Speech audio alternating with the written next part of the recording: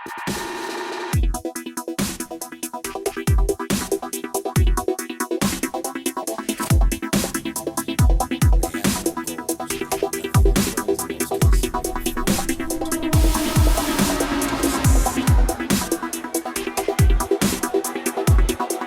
hoor, daar gaat hij. Een rechte stoot, die zit ervoor. Ja, die gaat niet meer staan hoor. Gokhan Saki wint zijn 70ste profpartij.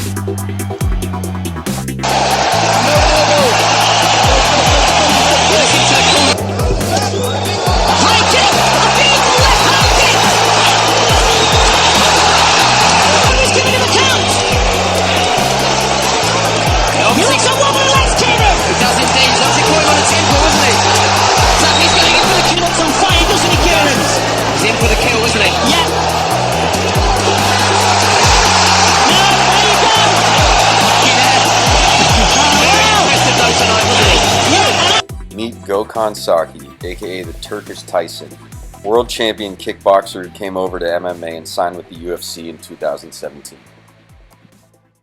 Now every once in a while we see specialists like grappling ace Damian Maia or Kron Gracie, jiu-jitsu world champion and son of the great Rickson Gracie, the best jiu-jitsu fighter of all time, or even the left kick from hell, kickboxing legend Mirko Cro Cop, transition over to MMA. But just because you're the best jiu-jitsu fighter in jiu-jitsu doesn't necessarily mean your jiu-jitsu is going to work the same in MMA. Same with kickboxing.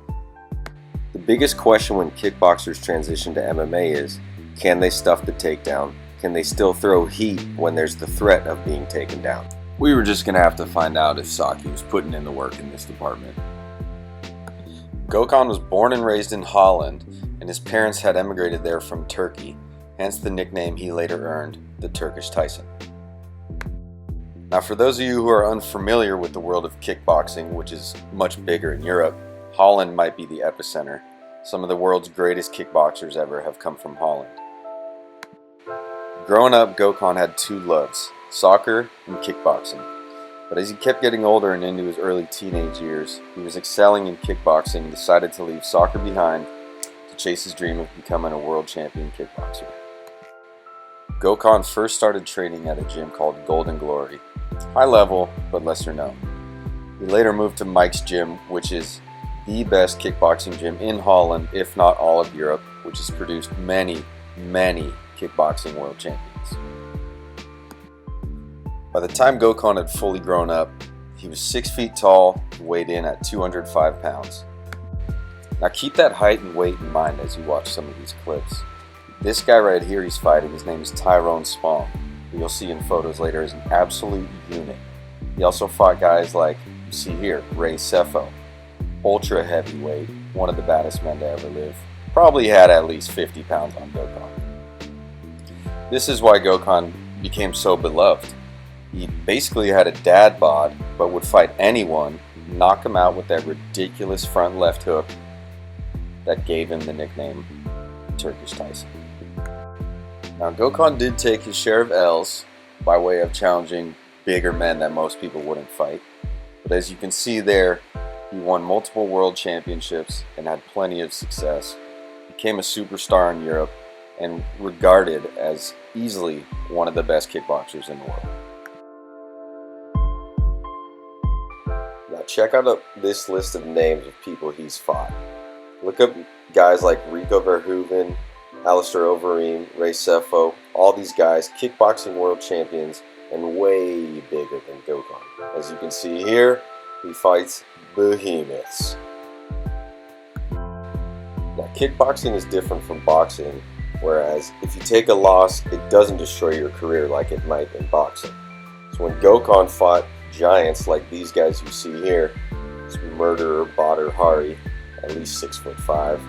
Here's Tyrone Spong, the unit I mentioned earlier.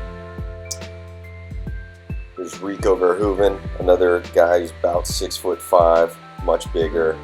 Here he is in the ring with Verhoeven. Yes, he did take some losses to these guys, but that didn't deter anyone from loving him. It's almost like the Nate Diaz effect. Anyone, anytime, anywhere, and he became the man. In 2017, the UFC announced that they had signed Gokhan Saki. Transitioning over to MMA, the real question would be, would Gokhan put in the necessary work in defensive wrestling and grappling overall, which is usually the bottleneck to success when kickboxers come over to MMA. We knew his kickboxing would be better than anyone else's, but would it still be that way once takedowns were involved? Saki's first fight in the UFC octagon would be against Henrique da Silva on September 23, 2017. Silva was a well-rounded fighter who had a winning record as a professional, but a losing record when talking specifically UFC fights. So da Silva was a well-rounded fighter, but was probably going to look to take the fight to the ground to avoid Saki's stand-up. The question for Saki was going to be, did he put in the work with the grappling, defending takedowns against the cage, things like that, to open up his stand-up game. As the fight starts, we quickly see Saki has the advantage on the feet, landing jabs, front left hooks, low kicks, high kicks, doing his normal thing. So the first round ends with Saki basically dominating. Da Silva had a few moments, but Saki's kind of piecing him up, and we're starting to see the striking we were all excited about. We also saw what we were looking to see from Saki. He gets tested against the cage by Henrique's grappling. Henrique's throwing knees, looking for the takedown. Saki shows perfect takedown defense, takes his time, stays calm, gets out of it unscathed. As the fight goes on, we see some more good moments from Da Silva, but Saki's mostly dominating on the feet. Then we see Saki start to get a little winded. Is it the grappling? Is it his age? Who knows? The fight starts getting wild. They're exchanging up against the cage, and Saki's technique stayed more crisp than Da Silva's. Da Silva almost started flailing punches. Saki stayed tight, stayed balanced, ends up catching Da Silva with a wicked left hook, the same one that earned him the nickname the Turkish Tyson. Alright, so Saki passes his first test. He showed that he'd been working on his grappling and was putting in the necessary work overall to transition to a well-rounded MMA game instead of just being a kickboxer. At this point, us MMA nerds are getting pretty excited with what we saw from Saki, and we're looking to see what's next. Saki's next test would come against Khalil Roundtree Jr., who, though talented at the time, didn't have any specialties necessarily, not a lot about his game that stood out, sort of a journeyman, but a tougher test nonetheless. So fun fact, for this fight, Khalil Roundtree, Saki's opponent, had moved to Thailand to work specifically on his Muay Thai, which, if you're unfamiliar, is basically the cousin of kickboxing.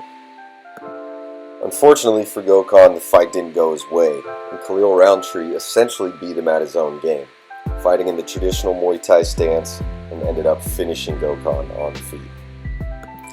With Gokhan being in his late 30s, this kind of KO was a bit concerning, and at this time we're unsure what's going to be next. Is he going to make a comeback? Does he even have that in him? Does he have anything left in the gas tank? After his loss to Roundtree, Gokhan went back to the drawing board, took some time off to heal up some injuries, and we didn't hear a whole lot about him. At this point we're wondering, what's next? We are so excited. He just signed. He's going to come in, start KOing people. Then he takes this rough loss.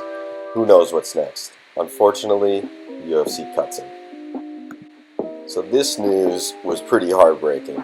As a big Gokhan Saki fan, a fan of his courage and his mentality and his willingness to fight people way bigger than him, I wanted to see him in the UFC for a while to see what damage he could do. But that's the nature of the beast with combat sports. Can't be around forever, and yes, he was courageous and that made people love him, but that also made him take some damage throughout his career. It was sad to see the journey end this quickly. However, Gokhan will always be thought of highly from other fighters and fans who know what they're talking about. Now, despite the journey in the UFC being a short one, Gokhan gave us some pretty exciting moments. In my head, he's a legend forever. I'm a huge fan. Other fighters are huge fans. Check out this quote from current UFC heavyweight Tai Tuivasa on what he thinks about Gokhan. As you can see, fighters respect his striking prowess. It's good to see Gokhan get his respect, the respect he earned from other fighters. It's good to see Gokhan staying in the fight game, making friends with UFC fighters, getting his name out there, a little publicity, and hopefully he made some money off this. Bottom line, Gokhan Saki, aka the Turkish Tyson, is an absolute combat sports legend and has huge huevos. How are you going to remember Gokhan Saki? Well, I'm going to remember him as an absolute savage, the best dad bod fighter we've maybe ever seen. So thank you, Gokhan, for entertaining us, for inspiring me, and giving us memories like these.